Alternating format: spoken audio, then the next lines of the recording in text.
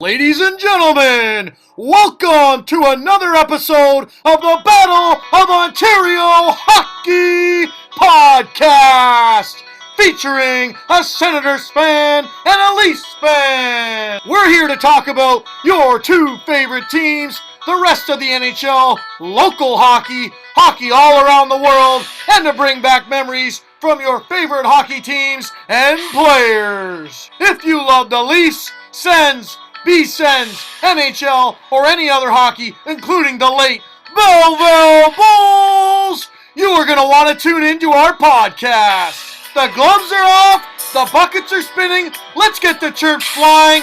Welcome to the Boo Club! Welcome in, guys. Another episode of the Battle of Ontario Hockey Podcast. I'm Flem, and the Pay For It Sports shirt over there is Broeky. How's it going, everybody? This episode is sponsored by Brad Warner, real estate agent with Royal LePage Pro Alliance Realty. If you're looking for a realtor in the Belleville or Quinte area that's reliable, knowledgeable, and dependable, give Brad Warner a call. With the spring market coming up, everyone knows the market's hot, and Brad's the best guy to get you the best price if you're a buyer or a seller. So once again, get Warner in your corner. Call Brad Warner, real estate agent from Royal Alliance Realty. Royal LePage, sorry. Get Warner in your corner. Can't wait to see Warner at our June 18th golf tournament at Rondell. He's the main sponsor, and he will be there, and I believe he might try and give some beverages out. So anybody at that tournament, we're going to have a blast. Thanks, It's Warner. gonna be a ton of fun. So what do you want to talk about, Fleming? You want to talk about the Leafs or what? You want to fire off with everybody? Sure, this is the first one we've done in a little while, just you and I. But the Leafs are just one of those teams again. They come out and they lose 5-2 to Buffalo the other night, and then last night they bounce back, and I think they beat Washington 7-2 or 7-3. Just kind of goes to show one of those teams. The Leafs are going to be dangerous in the playoffs. They play down to teams and they play back up. They can beat anyone in the league. They got a little stretch coming up against Tampa and Florida coming up here in the next week or two. So just curious to see how the Leafs are going to play out. It looks like right now Tampa's that first round matchup. That's a scary matchup. 2-time Stanley Cup champion. We'll see how it goes. One thing I want to touch on from the game last night, though, buddy, is I saw Tom Wilson runs Jack Campbell. I don't know if you saw that yet, but he just crushes him. And literally no response from the defenseman. Like, I just don't get it. Muzzin and Brody just stand there like, oh, good job. Like, pat him on the ass. Like, fucking thanks for crushing our goalie, the only person we need for the playoffs. Like, they just stand there, do fuck all. And then, I guess in the second period, Clifford comes out and goes with Wilson, but Clifford gets destroyed. I don't see how that's Clifford's fight. I think the Wayne train's got to be making an appearance there and talking to Tom Wilson a little bit. But that's kind of the only thought I had on the game. Is just I thought it was weird that Clifford stepped up. Nothing wrong with that. But if Clifford wants a turn, maybe Simmons should get in there as well. So maybe Wilson should have to go 2 times. You can't just run the goalie like that. Tom Wilson got a reputation, whether you pushed him in or not. You still can't be encouraging that bullshit. I just thought it was weird that Muzzin and Brody did fuck all last night. It was a weird thing to me. I'm kind of caught off guard when you said the Leafs are going to be dangerous in the playoff time because we have nothing to base that on. It's just like you talking shit again means nothing. They go off and they beat Tampa 7-1 last week or 7-2. Like they destroyed Tampa last week. They blow a lead to Florida, but I mean they put up 5 or 6 goals against Florida. Like, this team can score. That's all there is to it. Matthews is the hottest goal scorer in the league. He's probably going to hit 60 this weekend when we go see the Leafs crush the Senators tomorrow night. But I'd say by the end of the year, Matthews probably has more goals than the Senators do points. So that's probably a good thing. Not a chance, by the way. Not a chance. There's a guy, Norris, who's missed like 15, 16, 17 games, and he's got like 30-something goals. So I think he's going to be... He's a good little third-line center for you. He's a good little third-line center, yeah. I didn't realize that Toronto had third-line centers scoring 40 goals, but, I mean... this is the first time... Yeah, just their first 2. But, it's going to be interesting because you keep talking about scoring goals, but we always go back, and it's not about scoring goals in the playoffs. It's about keeping them out of your net.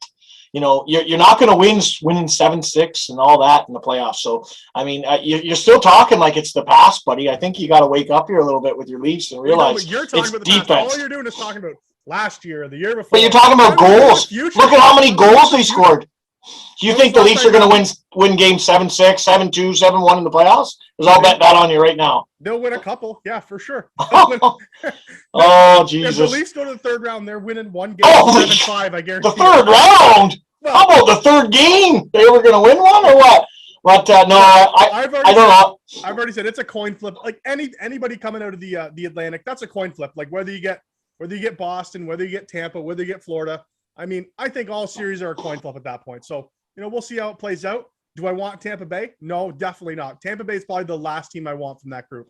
I'd probably. That's who you're going to get. I think that's who you're going to get too, unless Boston's 3 points back right now.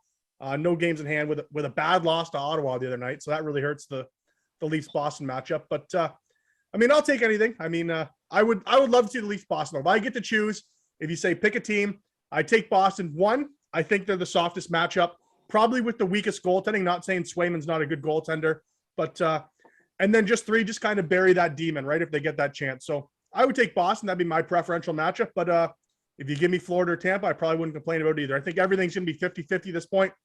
The Leafs can score. We'll see what happens, buddy. I think Florida runs with it. I really do. I think Tampa Bay, the number one thing there is they've won. So they know what it takes in the playoffs. They know how to change their game. They know how to tighten up. And that's the biggest thing that comes playoff time. That's what I'm trying to explain to you. I did it jokingly. Now I'm going to do it seriously, is that everything tightens up. So Matthews doesn't have this space. Marner doesn't have this space. Sorry, I just hit my mic. They don't have that space to make these beautiful plays. Guys are harder on them. Guys are finishing checks, especially in game 3, 4, 5, and more. So it's going to be a lot tighter. And Tampa Bay knows that. They've been through it. They had that year where they lost to Columbus, and then they've come back and won 2 cups. So and the other thing is they got the best goalie in the world right now, Vasilevsky. Yeah, 100%. Him and Buddy in the Rangers, they're top 2 probably. But I mean, Carey Price is back. Actually, it's Friday now when we're taping this. So we're a couple days behind. But Carey Price is supposed to slated to play tonight. So I mean, obviously he hasn't played, so you can't call him the best goalie in the world. But last year, I guess he would have been.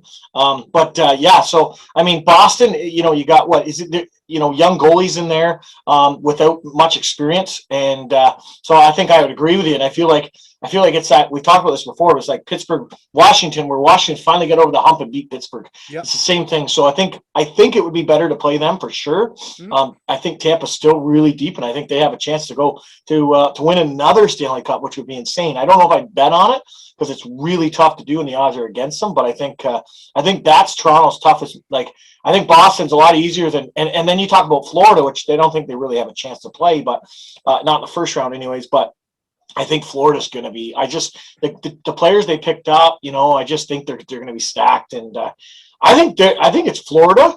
Florida and Colorado are my 2 favorites. I mean, that's easy. If Vegas gets in, which we don't know if they will, but they got like $100 million cap. They're like 20 over. It's insane. How does that even make sense? It's beyond me.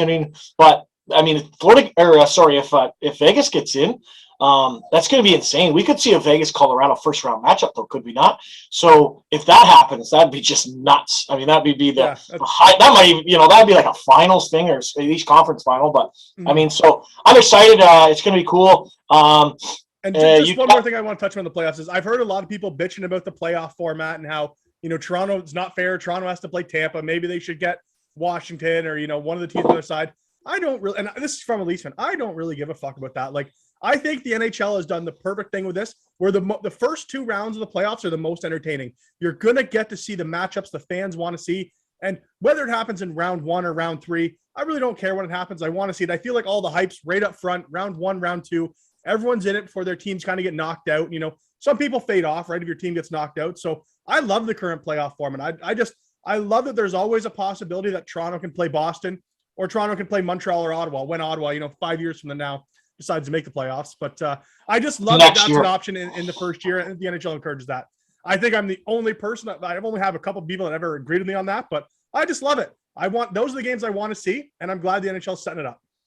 I agree with you too, Fleming. So let's do a high five here because we don't always agree on things, as most people know. You don't say no about that one. No, I do agree. And I always chirp the Leaf fans because, a lot of them, like you say, you just said it. Well, we got to play Boston. I said, 2017, I will beat Boston out, which is just a different team. Yeah. I mean, you played them before, you played them after. I mean, all it is an excuse. Yeah. You got to beat the team. Yeah. So you can't sit there and say, well, we want to play the easiest teams. I mean, you played Columbus and lost. So what the hell you think? I mean, that was the plan here, right? Like, I mean, come on! Like, all it is excuses. And I'm sorry if I'm on Leaf fans because I always am, but that's all it is, man. And you're right. And the biggest thing you nailed is you get these matchups right away, and I love it because then if they don't play each other, like you got Columbus playing Toronto and stuff. I mean, then you might not see the Toronto, Montreal. I know Toronto or Ottawa, Montreal aren't in it, but Boston, Montreal, Ottawa. They're going to happen, right? It happened last year with Toronto and Montreal. I just love that. I actually like the way they do it. I think it's perfect. I mean, you look at when you grow up, you play minor hockey, you play junior hockey. I mean, there's all these teams in the division, the conference and the league. Where do you start? You got to win your area and then move on. I mean, that's how we played our whole life with every sport. I know the NHL's different, but why? Make it, you got to win your area, you win your division, and then you move on. You move your conference, and then you got to win the league. I mean, that's just, I actually agree with you. I think it's a great thing.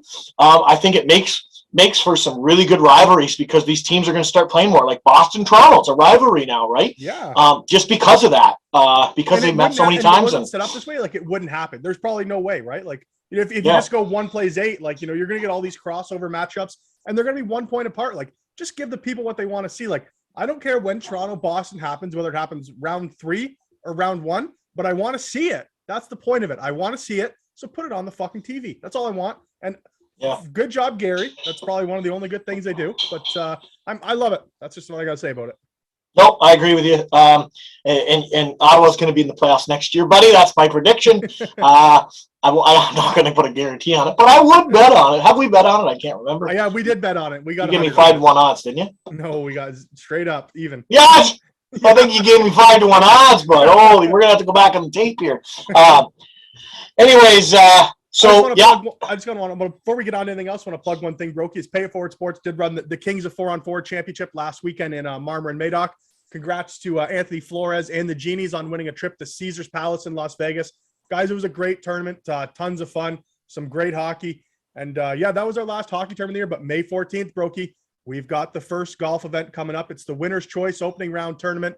The winning team from the competitive side is going to pick between a trip to Las Vegas or a trip to Myrtle Beach. The other prize is going to be raffled off to one of the other teams in the tournament. So if you're looking to get out, play some golf, May 14th, visit payitforwardsports.ca and register for the May 14th event.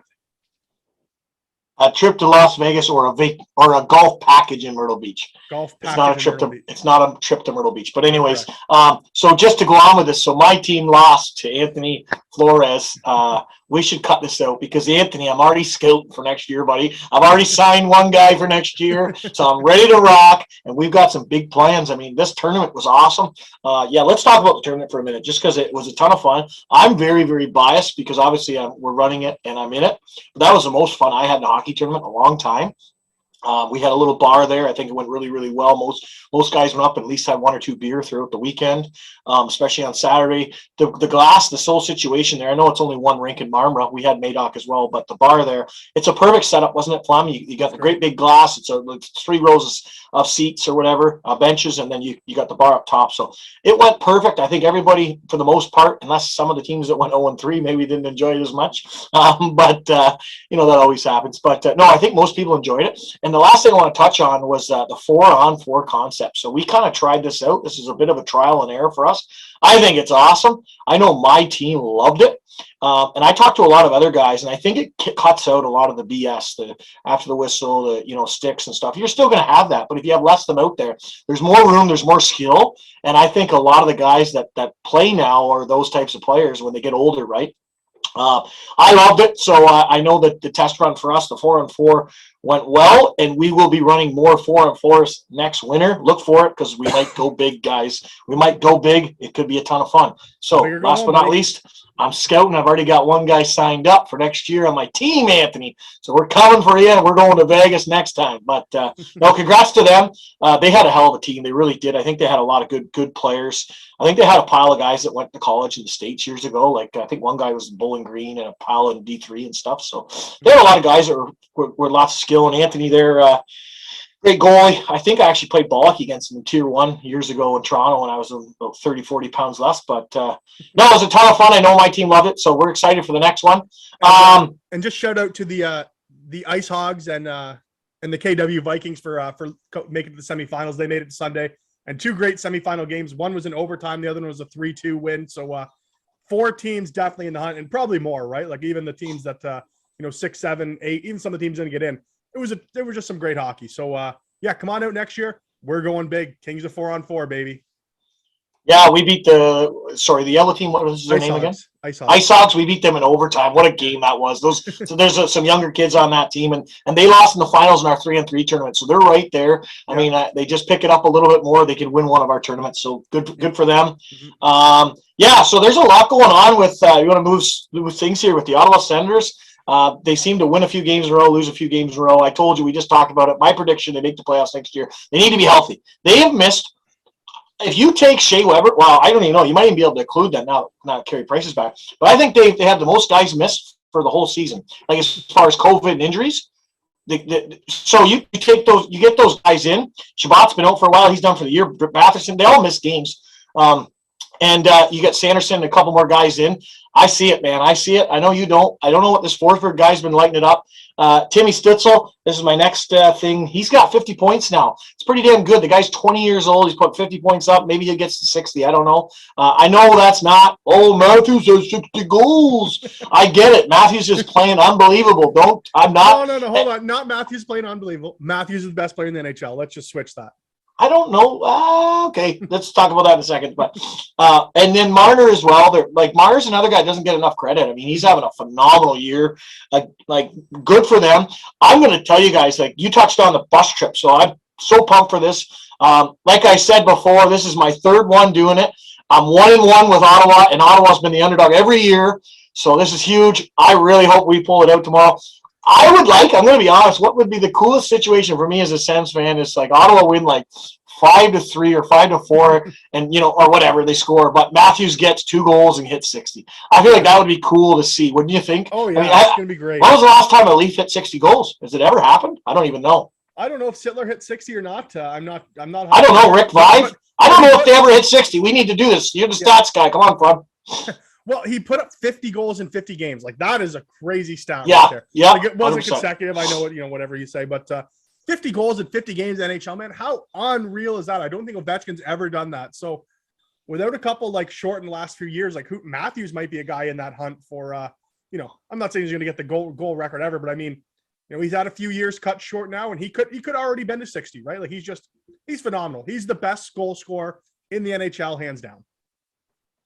Yeah, right now he's the best goal scorer in the NHL. I mean, today, Ovechkin's the best goal scorer in my opinion of all time. Yeah, I agree. And he's still doing well. But the thing with that is he's played 15 more years, right? That's the comparison. You can't compare 1 year and say, well, Matthews is beating him this year, so he's better. Well, no, Matthews, who knows? Maybe, I'm not saying he's going to, but maybe Matthews averages 30 goals the next 5 years. We don't know, right? But again, I agree with you 100%. I mean, if he keeps it up, he has the opportunity to surpass Ovechkin. I mean, obviously his next 10, 15 years, they're huge, and that's such a long time and everything, but I can't disagree with you. The guy's snapper is unbelievable. And the other thing that's kind of got me excited for it, and this is kind of a negative thing for Ottawa fans, but he lights up Ottawa when he plays them. He does. I think he's averaged 0.75, 0.8, almost a goal a game over his career. Obviously, it helps when you score 4 your first time, but he usually scores against Ottawa. So the chances of him getting 60 this Saturday, which you guys will probably already know by the time this comes out, but we're pumped. I'm really pumped. I know what to expect. It's going to be 80-90% Leaf fans. I can't wait to stick out like a sore thumb in my own barn with one of these jerseys on my back. And I hope it's a hell of a game. I hope it goes to overtime or something. Wouldn't that be fun? That would be fun. Yeah. No, I'm just hoping for a good game. The Leafs are putting the backup in, especially after Campbell gets run last night, which was Thursday night. You're going to get the backup. That's 100% certain. I would think at this point. So it's going to be a good game, and I think we're going to get a high scoring game. I think we could see like a 5-4 or 6-4 game. Matthews pots 2. There's going to be some Austin Matthews chance in that arena on Saturday night, though. I can guarantee that. Once Matthews he'll get 1. Once he's once he's on that borderline, I think Matthews is going to get 2. I would bet on it too. I think you're right. I think once he gets 1, he's going to get that second one. Yeah. Timmy Stitzel might put a couple in though, buddy. This guy's hot. I said this all along. He's the best player in that draft. Corey Ferguson first told me about him a long time ago. Well, before he was ever drafted by Ottawa, he said, watch out for this kid. He's got a chance to go to Ottawa. This is probably 2 years ago now. I think it was. Yeah, it was 2 years ago. And I know he actually just went and seen him play because he's a Detroit fan. But anyways, unbelievable. He's got 50 points now in the year, which is pretty damn good for he's only 20 years old, guys. He's a year younger than Lafreniere, I believe. Yeah, he is. And Lafreniere has 25 points and was a healthy scratch Thursday night, I know they're resting guys, Fleming. I get it, but still, I mean, you're 21 years old. How much rest do you need? Well, that's you what only put up playoff 25 teams do, points. They rest their best. They rest their fourth line players, eh? Because honestly, Lafreniere, I don't think he's top two lines. I mean, he's only got 25 points. He's a third liner. He's a third liner. Is Stitzel up on the second line? Like, is he center in the second line kind of permanently? The thing with Ottawa though is like they don't really have like the first line. It's almost like center. Is he playing center? Yes, he's played center last. Yeah. I think the problem. Well, this isn't really a bad problem. It's a problem, but it's a good problem. Is they have North. They've always had him kind of chalked in the last couple of years. Number one, with a lot of times with Batherson and Kachuk, right? But now what they've done is they've kind of left Chucky and Chuck Norris line together, and then they put Batherson with Timmy, and then they'll fill in those other two spots. Sometimes with the one kid, Joseph, that they got for the Paul trade from Tampa. He's been awesome, man. Watch him on Saturday. I was like, I was pissed because I like Paul. I know he's got that, like, he kind of plays like a Kachuk in a way, like slower, and you know what I mean? Like, he's not pushing the pace. He's a good forechecker and penalty killer. I wasn't too happy when they traded him. And then I watched this Joseph guy, and every time I watch him, I'm like, holy, I'm impressed. He's almost like a Formington with speed and stuff, but better finish. Yeah.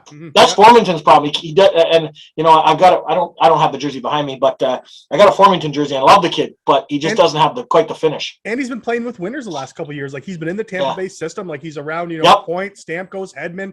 He's been around the best players in the world. He knows what it takes to win. So, hey, that's a win-win. Like, you get way more offensive upside with Joseph in that deal. That's a deal. I think it was an easy trade for centers. I know you were mad about the start. I thought that was a win right away. Like, I don't think Paul's not going to fit into the core. Like, at best, he'd be like a third liner on the Senators. So, I mean, I think you weren't expecting Joseph to be a first top two line guy, though. I mean, even if I don't know whether he is long term, but even if he come in at third line, he provides a different element for the Senators. I think they need a little more speed there. I don't know. I think cheaper, younger. Looking at it now, I agree. Looking at it now, but I mean, I don't think anybody expected. I mean, I follow a lot of everybody on Twitter, like Sens fans and whatnot, and just to see what people are thinking, and probably what you do with you Leaf fans do for your team. But nobody expected him to play as well as he did, man. He's putting up way more numbers than he did in Tampa. But obviously, that goes to show sometimes when guys get opportunity. I know this has happened with Toronto a lot, actually, and I'm going to bring up one guy's name, but they don't get an opportunity in Toronto because they're so deep, especially up front, like Mason Marchment. He couldn't get in the lineup. And I remember saying to guys, like, why don't they give this guy a chance? This is the type of player they need. I still think they need one. And they wouldn't, he can't skate. Well, then he's in Florida, and he's like playing some minutes on the first line. And I know. He's actually had a really good year, for a guy like that type. And that's a type of player. Like, just an example where sometimes these guys get some opportunity and they let them run a bit and they take off. So Ottawa needs it for next year, though. They do need to sign a top six guy, whether it's to fill in with Bath and Timmy or Chuck and Norris, one of the two, and then they could bring somebody up like a Greg or Formington. Or there's so many guys that can fill in Joseph. There's so many guys that fill in that other role. So a lot of rumors about Claude Giroux coming to Ottawa, buddy. There is, yeah. I think I feel like Ottawa needs one more guy that would be. I don't know how his skill level and his speed and everything, but I feel like the veteran presence. I like the signing. Some guys win. Depends what you're signing him for. If you're signing for like $7 million a year, no. It always depends what the number is, right? Yeah, like depends. if it's a couple mil, I don't know how high it would be. Like maybe 2 years, 3-4 mil. I don't know. I don't know if my numbers are even close to right, but something like that. And they have the room. Let's do it. I mean, I really think the leadership. I think sometimes these young teams, we've seen it with Edmonton, how many times they don't have the leadership, right? And one thing I did want to say about your Stitzel Lafreniere comparison is I'm going to guarantee Lafreniere is going to be a better NHLer long term than Stitzel. I think Lafreniere is coming. I'll bet you a fucking house. There's no fucking way, man. He's going to get more points than man. Stitzel's just already got the dive act going on. He's gonna watch the guy play. Okay, he's going to hang 4 or 5 years. Watch this guy play. 10, 15-year player.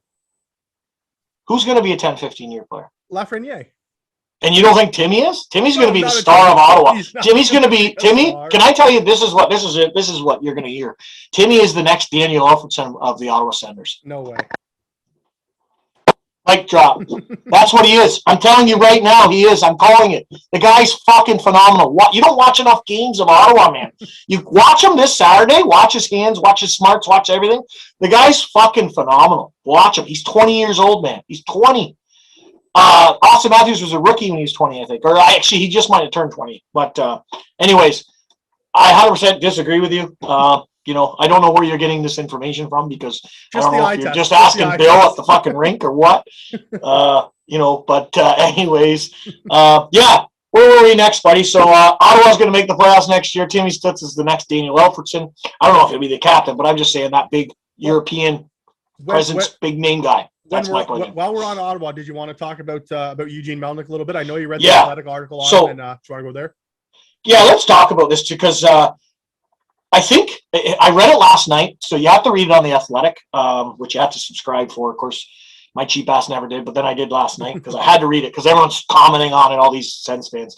So it's pretty. Fleming, you haven't read it yet, so I'll see if I can send it to you. But anybody who hasn't read it, it's really in depth. And it really goes to show I think what we all were thinking, or a lot of the Sens fans, like in 2017-18, I think it was the year after they make that run, they were putting signs up like Melnyk out. This has been going on. There's been a lot of stuff, a lot of behind the scenes stuff. A lot of people fired, and like presidents changed, like 2 or 3. They had a list of it all, like presidents, this changed, the chairman's changed, like so many changes behind the scenes, not necessarily with the staff, because like Pierre Dorian's been there a while. DJ's been there a bit now. They've had some coaching changes, but that's not out of the difference. It's behind the scenes, and it's. I honestly, reading it, and I'm not surprised, but I'm like, holy shit! Like no one was lying. Like this guy was an asshole. I mean, I'm sorry, he just passed away, but that doesn't, just because somebody died doesn't mean that we can't talk about how they were. And the thing is everybody who's reporting in this are all very, very, like this isn't reporting since he's been passed. This has been going on for years, and it's been held behind closed doors. I don't know if he paid him to hold it or what's going on. Like Ian Mendez, he's probably the most reputable reporter for Ottawa. There's other guys in there with the Athletic and stuff. This isn't BS. So they're talking about things like when they beat out Boston. Here's just an example, but they beat out Boston in 2017. We just talked about that, and he's down in the hallway, Eugene, and Bergeron's walking by. Bergeron's one of the most classiest players to ever play, right? And Eugene's doing putting actions, like golf swing actions at him after they just beat him out. Like, to me, that's classless. I mean, especially like a guy like that. Just that's an example. I mean, apparently coming in the room after they lost, I think it was when they lost to the Cup, drunk and just ripping up everything and telling those effing Ducks to turn the fucking music down and blah, blah, blah. And then they just won the Cup. Like, just so many examples of, him texting people like, the rudest things, and this girl's a CU, blah, blah, blah. You can imagine what it is. Just there's so many little write-ups like that. Like those are like 2 or 3 examples. There's like a dozen in there where it's just so many things like that where he's ripping people. And, I think we probably guessed this because he's had a liver transplant years ago, right? Six years ago, I think it was. Mm-hmm. He was an alcoholic. Was he? Yeah, and that's the reason why he had to have a liver transplant. I mean, that's basically what they said in there. He drank a lot, I think. I don't know if there was anything else involved, but and that's part of the reason, right? And, that's why he lost his health because of that. Like, he drank a lot, and they said, even at meetings, they could smell the booze and stuff. And don't get me wrong, guys, we have nothing against drinking. I just think there's a time and place for it. You want to have a couple beers and relax, and you can talk business still with a couple beers, but when you're overdoing it and the vodka's pouring down and you're embarrassing yourself and your team, that's a different story. So we don't want to offend any of our listeners, because I'm sure there's a lot of drinkers out there, and we like to have drinks too, but I just think there's a time and a place. And for anybody that would love to read it, I really recommend it. You'll get a whole persona, and you'll get the whole you get the whole reasoning for probably why the Ottawa Senators have dropped in ticket sales the last 5 or 10 years. I mean, because they were before that. I mean, I know you chirp us, but we were top 5 in the league, I think, for a bit, which is unbelievable, right? I mean, it's a Canadian market, but how do you go from top 5 to bottom 5? There's reasons, and it's not only Canada. I think that is one of the reasons it's gotten worse and everything else, but that isn't the only reason. Eugene Melnyk's one of them. So looking forward, I mean, I think I'm glad that he stepped in, because he did step in and turn the team around in 2002 or 2003 when he bought it, and made the organization viable again, right? And took him to a cup final and had success, but then he brought it back down again. So I'm excited. I don't know what his daughters are going to be like, or if they're going to sell it, but I think that anything is better than what we've had, to be honest, in the last 5 years. So I'm excited. I think you just got to be careful who you're taking that information from too. Like, it's well known that Ian Mendez what's his name? Ian Mendez or Sean Mendez? I don't even know. The reporter for Ottawa. It's Ian, right? Ian Mendez. Yeah. Him and Melnick aren't even on speaking terms anymore, and haven't been on speaking terms for like 3 or 4 years, right? So it probably would be like him to write a piece that would it's not just Ian Mendez though. There's a whole write-up, and they even have quotations, and there's so much in depth to it that it's not just one guy writing it, Fleming. It's like 10 people chipping in here and telling different stories. Yeah, that's where you're like, holy shit! Like, you know what I mean? You're like, well, something must have happened. I just think it's funny all these guys come in and rip Melnick after he passed. Like, he did say the Senators, but I'm not gonna sully his name or anything like that. I think he was a great thing for Ottawa, and without Eugene Melnick, there'd be no professional hockey in Ottawa right now, and there'd be no professional hockey in Belleville. So that's all I really got to say about it. Did some people not like him? I think a lot of people don't like the bosses at the end of the day, right? I mean, they can never be as popular as they want to be, but rest in peace, Mr. Melnick. That's all I've got to say on it. And I'll read the article. Read the article and then tell me how you feel. Mm-hmm. Well, that's what you need to do, buddy, because you're only getting I just don't take all information I see as pure fact anyway. So I don't know. Yeah, well, it's never pure fact. There's always more to the story. And you know what? Maybe it's not as bad as they're reading, and there's no question. And you're right. We do thank Melnick, because he did bring hockey back to Belleville. He has kept hockey in Ottawa. I mean, I'm sorry if I sound like I'm ripping him. I just think now it's time to move on and have a new guy in charge or a new person. Maybe that's not a guy, but I just think it's time for greener pastures. 100% it is. And Ottawa, it has the team building up where they're going to start winning. They are, whether you like it or not, Fleming. They're going to be making the playoffs for maybe it's next year, maybe it's not the year after, I don't know, but then they're going to go on a tear here and they'll be in the playoffs every year. So speaking of another article, I guess, or a thread that kind of came out is have you seen the Chris Pronger thing where Chris Pronger came yes out? I have. I wanted to talk about that and he wrote about how much hockey players really make at the end of the day, right? And this is the same for a lot of sports guys. So, and essentially Chris Pronger comes out and says, if you sign a 6-year $30 million contract, well, it's not $30 million. Like, right up front, you're paying 50% in income taxes in most places, right? Like, you go to Florida, you go to Tampa, maybe you're not. But I mean, so right away, that $30 million becomes $15 million. You got to pay your lawyer, you got to pay your agent 10% or whatever they take. You got to pay to keep yourself in shape, kind of thing. So, I mean, if he just kind of say, if you're a guy that, if you don't have like a 10-year career, like, if you only play 3 or 4 years and, you buy a nice house, you buy, maybe something for your parents, you buy a nice car, like, maybe you're not set for life after the NHL, what kind of thing. So that was kind of the main premise of the article, is that just guys are really hard up for money. So, man, we know some guys that are as well, like just that have played in the NHL, they're not as rich as you think, right? They still have day jobs, but just kind of coming out and speaking for hockey players and the fact that, maybe they're not as well off as it may seem. So I'm a numbers guy, as I always break down things, business. That's what I'm good at. I don't like his example of the $30 million, because to me right away, I'm going to tell you that's bullshit. Well, not a lot of guys make a $30 million either. Yeah. So when you're complaining to me about $30 million, okay, let's say you make, I think his number was like 37%, which is what you're going to bring home. That's over $11 million. Okay. Yeah. So you made over $11 million in 6 years, and you complain because you had to get a therapist, you had to get this food guy, you had to buy a $75,000 car. Like, to me, I don't like that example, because to me, that's like just arrogance. And I know maybe he's trying to get to the people that are clueless about money, that don't understand it. They're like, oh yeah, they got $30 million in their pocket. I get that. I already knew that. I mean, they're going to take home less than 50%. So it's not like they've got millions to throw around. Yeah. But if you're making $30 million in 6 years or whatever, you're bringing home over $10 million cash, in your pocket. Yeah. Plus, you're paying on your NHL games. Some of that does go into the pension fund, and you do get a pension. Certain amount of games, I don't know what that is. It might be like 400 or 500. But anyways, we'll get a number for that another time. What he should have done is he should have brought in guys that play like 100 games in the NHL and maybe make an $800,000 contract for 3 years, or $1 million, and then finally get up to that. Yeah, that's what he should have done, because those guys, if you're making, let's say you play in the NHL for 5 years, because there's a lot of guys that play less than 5 years, and we've had a bunch on our podcast, and this is the example he should have done, is you're up and down from the AHL, maybe over the course of the year, you might make $200,000 or $300,000. Now you're taking 50% of the $200,000 or $300,000, and you're like, okay, we brought home 150,000, 100 to 150,000. Yeah. right? And they're like, well, they played in the NHL. Well, they played 10 games, and maybe they got a little bump that one. Maybe they're taking home $500,000, which means they made $1 million that year, or you know what I mean? Now, that isn't enough to live off the rest of your life, especially if you only do it a couple of years and then you go to Europe. Like, I get that. Guys think, oh, he played in the NHL. Well, he played 100 games. Now he's worth millions. No, he's probably he's doing well for himself.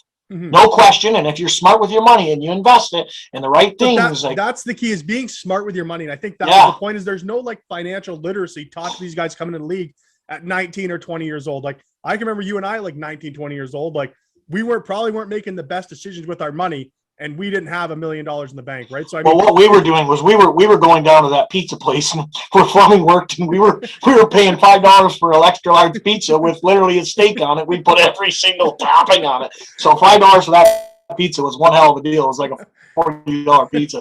But what's funny though, is you say that it's about hockey and sports, and you're right. But that's not just about sports. It's about life. They don't teach us in life. And I'll tell you why. Because they don't want you to know it. They don't even know it. All these rich people that are making hundreds of millions of dollars a year, or billions, they don't want everyone to be smart with their money because they wouldn't make as much. Exactly. It's not even to do with sports. It's to do with life. Yeah. That's why they give all these credit cards. Oh, here, you got a $5,000 credit, blah, blah, blah. That's the reason. So, I think Pronger was right in a sense, but I don't like the numbers he used. Like the $30 million contract. That guy should still be off. We have guys in our area that have made $30 million. I'm not going to say their name, but they've made between $20 and $30 million, and they're smart with their money, and they'll live the rest of their life really well on it, especially in our area, because they were smart with it. But what he's saying about it too is that guys are looking to snake them out of their money, right? Like all these, money managers come in, and everyone wants a piece of the pie. Is that the thing, right? And if they don't have the right financial literacy being taught them when they're 19 and 20, which is probably not an NHL issue. Like, that should probably be taught in high schools and things like that.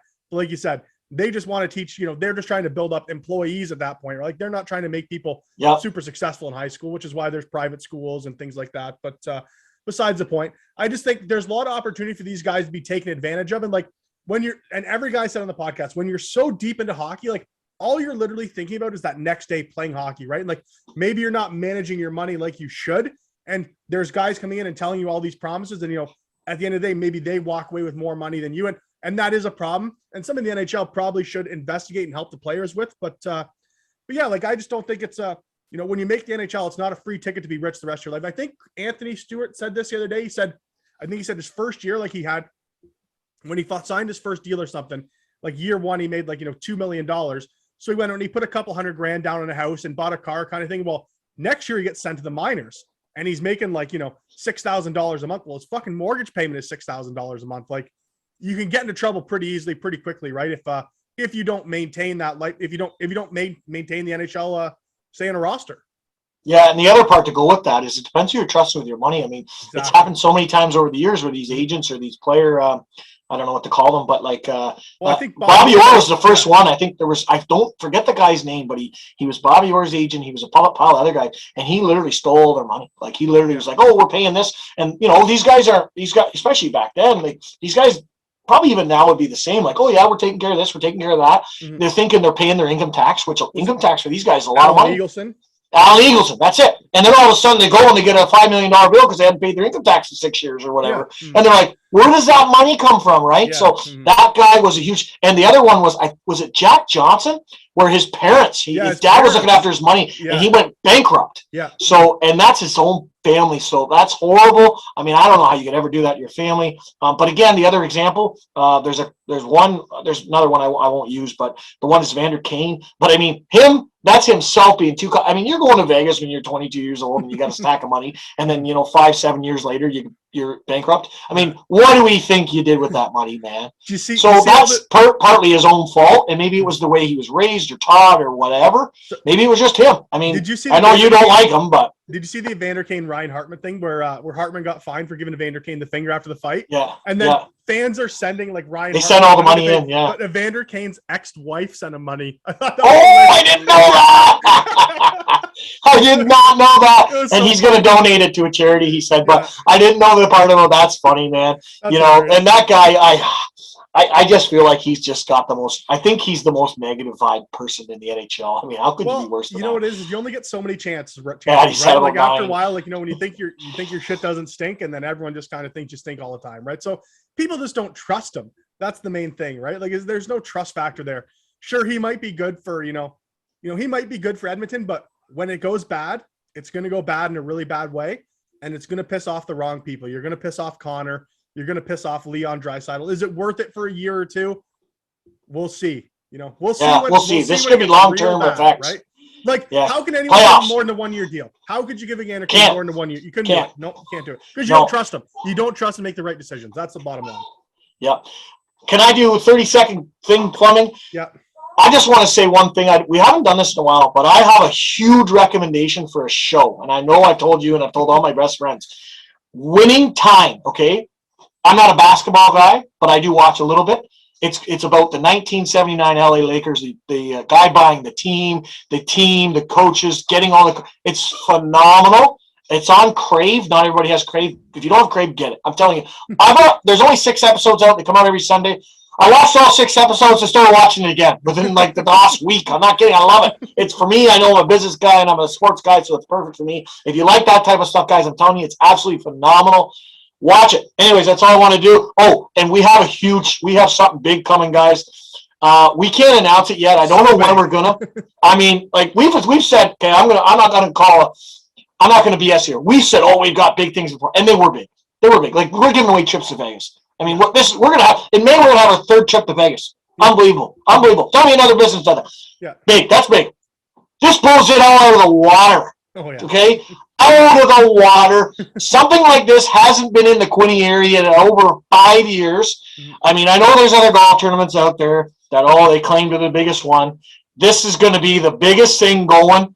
We can't announce it yet, but we are in the middle of working out everything, and everything's going to be a go. And I am so pumped.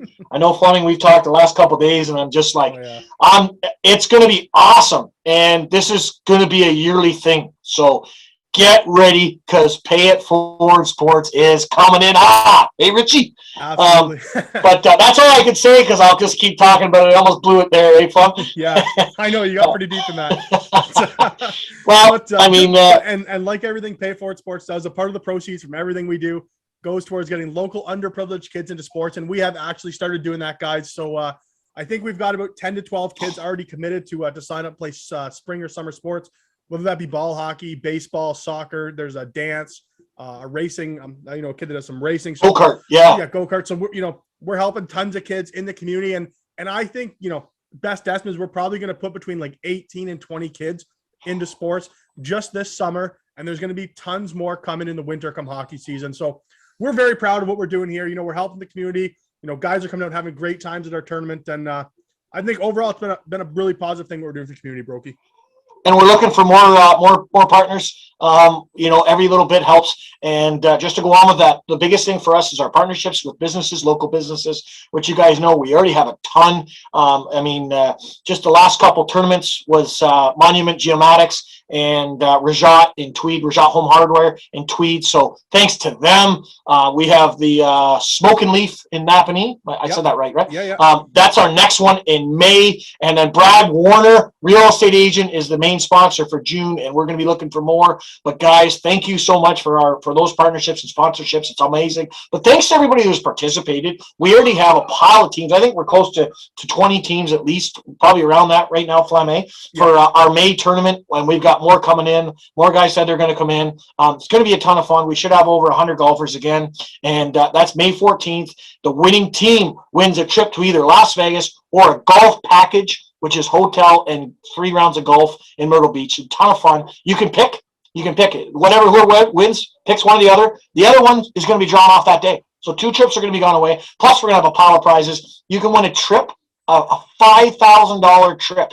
You can win if you get a hole in one. I mean, it's just unbelievable the things we have going on. So that's just May. June's a more fun one. So May is there is a rec division and a competitive, but it will be probably a bit more serious than our others. June is going to be a ton of fun. It's going to be more relaxed. It'll be more, your part-time, golfers, guys that don't think they're pro. They just go out and have a fun time and like to have the odd beer and whatnot. That's what June will be about. It's a little bit cheaper as well. But again, we're going to have the hole-in-one contest. We're going to give away a random draw for a golf package in Myrtle Beach again. So every tournament there's some sort of vacation package or something there. And then we're going to have some big news for the rest of the summer. So I'm so pumped. I don't know if we got any more for today, Flem. Nope, that's all I had, buddy. But yeah, jump in, Pay It Forward Sports upcoming tournaments. Like it's, I think we're past the point now where you're going away to tournaments that give away T-shirts and bottles of I don't know, just glasses with their names etched in. I don't know, just that's what a lot of guys are saying on the weekend in April. I hate going away getting a T-shirt to play in this tournament and dusting off $1,000. Coming to Pay It Forward Sports tournament, win a trip to Vegas, win a trip to Myrtle Beach, win Blue Jays tickets, Leaf tickets. We do things the right way, and we give money back to the kids. So that's all I got to say, Broeky. You got anything else, bud? Just in our last tournament, guys, so the winning team, there's 12 of them. 12! They all won a trip to Vegas. How unbelievable is that? Then we did another draw, a random draw for Blue Jays tickets. Danskins, Danny Orlick's team won. They won 12 tickets to a Blue Jays game, bus included. That's random. That's a random draw. Then we had second place, my team. We won golf passes, 12 golf passes. Okay, unbelievable. Thanks to Rondell Glenn. We had a captain's draw, $200. So one of the captains, I think it was the Kingston team, right, Flem? The guy won $200 for putting his team in because we know how hard it is to put teams into these things, especially when they're hockey tournaments. We also had we also drew our Leaf Sens tickets. I mean, this is all one tournament. Plus, we had a 50-50. How unbelievable is this, guys? The best tournaments, Pay It Forward Sports, and I'm telling you, it's going to be the biggest tournament in over 5 years. So check us out, guys, payitforwardsports.ca. And that's it. We'll be back next week with another episode of the Battle of Ontario Hockey Podcast. Broeky, are you in? I'm in to watch the Leafs get their ass kicked by the Senators on Saturday. Woo! The Boo Club.